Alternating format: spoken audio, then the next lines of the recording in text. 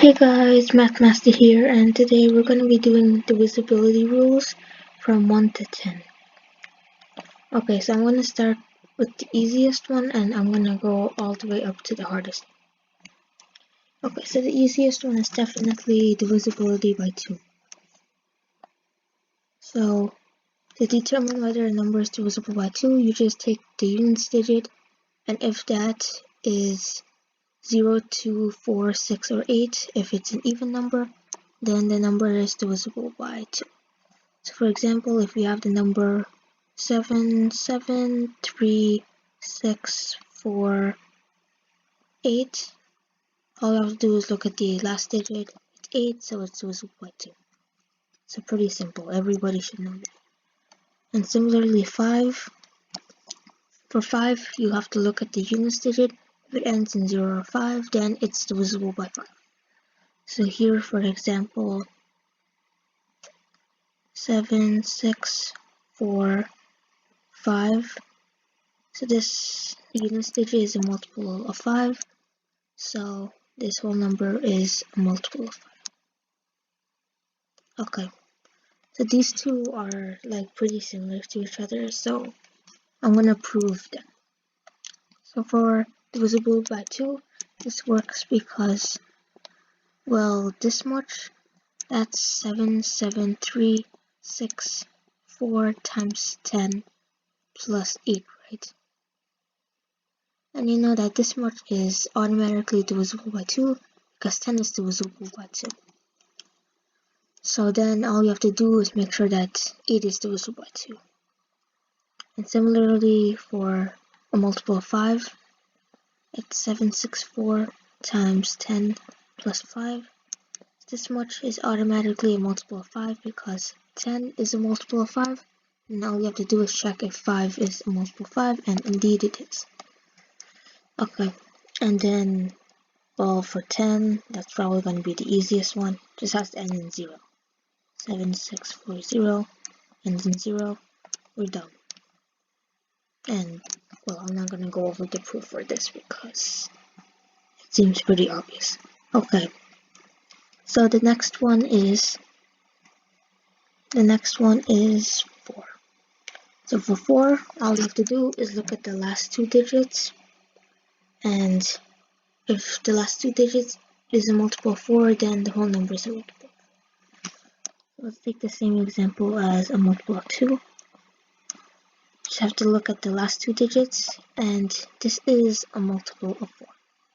So this whole number is a multiple of 4. And this works because, well, 7736 times 100 plus 48. This much automatically multiple of 4 because 100 is a multiple of 4. Then all we have to do is check if 48 is a multiple. Okay, now let's do 8. Okay, so you determine if a number is a multiple of 8, you look at the last 3 digits this time. So for example, 773648, you have to look at the last 3 digits. And if you check, this is 8 times 81. So it is a multiple of 8. So this whole number is a multiple of 8. And this similarly works. 773 times 1000 plus 648. So this much is a multiple of 8 because 1000 is a multiple of 8, so then we just need to check if 648 is a multiple of 8, and indeed it is. Okay, so now we're going to be going into the ones that are a little bit harder. So the harder ones, let's begin with 3. So for 3, all you have to do is take the sum of the digits of the number, and if that sum is a multiple of 3, then the number is a multiple of 3. And note that if the sum of the digits is too big, then you can do the same thing on the sum of the digits. Take the sum of the digits of the sum of the digits and determine whether that's a multiple of 3. Okay, so let's use the example. Let's use the example that we've been using this whole video, 773648. Okay, so let's take the sum of these digits. 7 plus 7 plus 3 plus 6 plus 4 plus 8. So the last three sum to 18, the first three sum to 17, so 35. So if you don't know if 35 is a multiple of 3, then you can take the sum of these digits, which is 8, and that is not a multiple of 3. So this is not a multiple of 3. Okay, and I'll show the proof later because the proof of 9 is similar to the proof of 3. So for 9, the exact same thing. You just have to take the sum of the digits, and if that's a multiple of 9, then the number is a multiple of 9. So here we already know the sum of the digits is 35, and that's not a multiple of 9, so this number isn't a multiple of 9. Now let's prove this. Okay, so first we see that 10 is 1 mod 3 or 9, right? Mod 3 it is, and mod 9 it is. So using an identity, we know that 10 to the nth power is congruent to 1 to the nth power, mod 3, 9. And 1 to the nth power is always just going to be 1. So any power of 1 is 1 mod 3 or 9. We can use this to our advantage. So let's just let's expand this. So this is 7 times 10 to the, let's see, 0, 1, 2, 3, 4, 5. Okay, so this is 7 times 10 to the 5th, plus 7 times 10 to the 4th, plus 3 times 10 to the 3rd, plus 6 times 10 squared, plus 4 times 10, plus 8 times 1. Okay, so we see here, using this thing that we just proved, each of these powers of 10 are going to be 1 mod 3 and 9. So then if we want to reduce this to mod 3, 9 or 9, is this going to be 7 times 1? This is a congruence, so it's triple equals to 7 times 1 plus 7 times 1 plus 3 times 1 plus 6 times 1 plus 4 times 1 plus 8 times 1. Or in other words, we just take the sum of the digits, which we did. This is congruent to 35 mod 3 or 9. So that's the proof for this. Okay. So now let's do rule 6.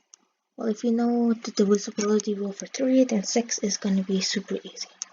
Because 6 is just 2 times 3. So you can check the divisibility rule for 2, and if that works on the number, then you can check the divisibility rule for 3 as well. So if both of them work, then the number is the number is divisible by their product. But you have to keep in mind that, like, yes, you can do that for any number. So I don't know, let's take for example 336 equals to 16 times 3 times 7. So say that there's a divisibility rule for each of these, then you can just take the divisibility rule for each of these numbers. But you have to keep in mind that you can do it so long as each of these numbers is relatively prime. So for example, if we write it as 8 times 6 times 7, then this, like if you check the divisibility rules for each of these numbers, then it doesn't necessarily imply that it's divisible by 336. So you should keep that in mind for a future video. Okay. So back to 6. So all you have to do is define whether the number is divisible by 2 and 3. So then it'll be divisible by 6. So for example, our number, it's divisible by 2 because the units digit is 8, and it's not divisible by 3 because the sum of the digit is 35, so it's not divisible by 6.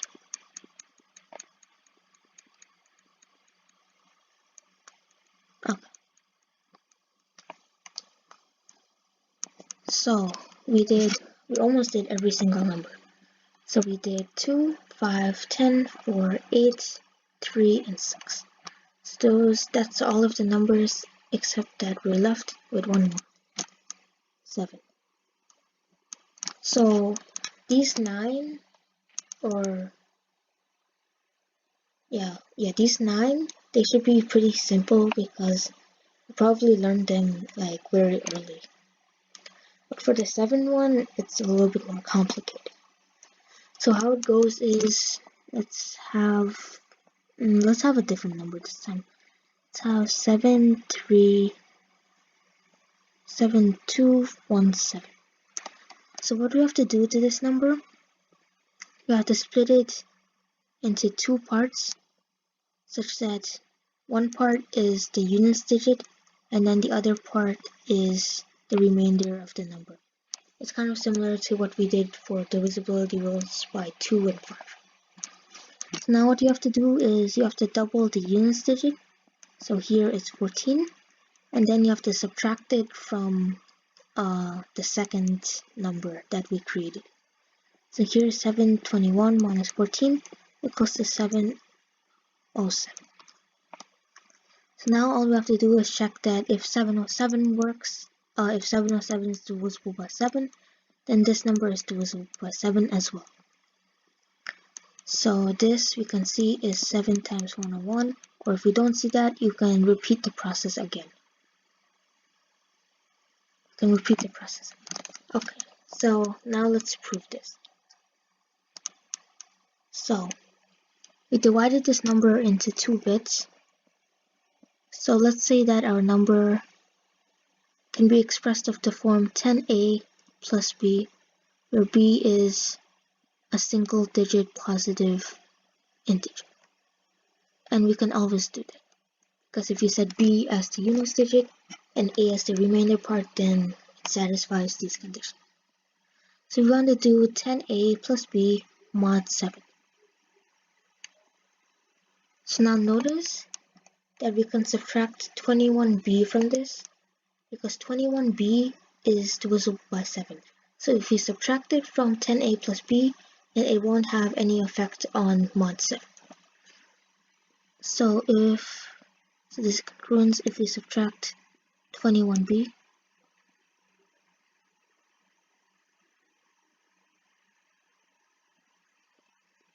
It becomes 10a minus 20b. So we can factor this as 10 times a minus 2b.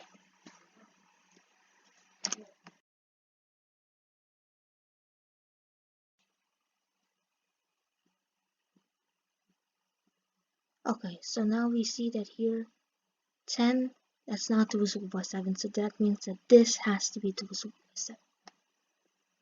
So now remember that here a is 721 and b is 7.